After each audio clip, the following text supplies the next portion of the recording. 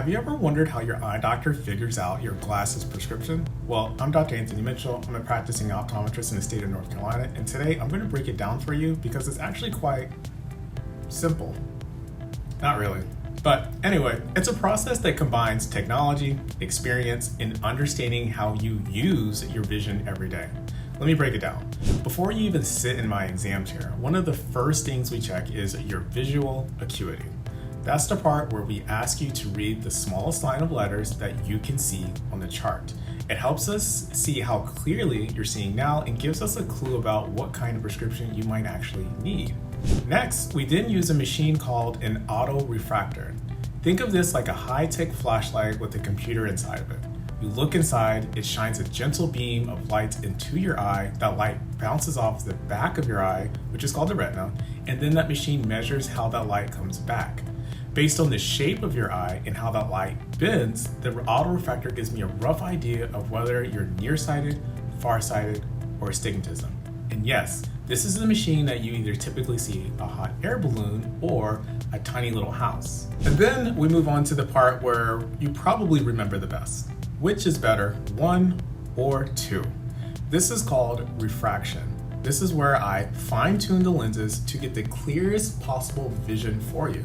We adjust the sphere, which corrects your nearsightedness or farsightedness, the cylinder, which corrects your astigmatism, and the axis, which is the angle of that astigmatism. But sometimes, if your answers are a little all over the place, I'll use other tools. One of those tools is called retinoscopy. This is where I shine a light into your eye and use a handheld tool to watch how that light moves.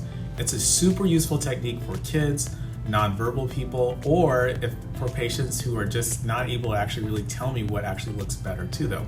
In more advanced cases, I might also measure something called axial length. That's the length of your eyeball front to back. Longer eyes are more likely to be nearsighted, and measuring this helps us track changes over time, especially in growing kids. And then sometimes we'll also use special eye drops to help us get a more accurate reading by relaxing the muscles inside of your eyes, especially for kids or people who are very farsighted. That way, your eyes aren't working too hard behind the scenes during the test. Of course, your lifestyle matters too. Are you on a screen most of the day? Are you driving at night? Are you doing a lot of detailed craft work?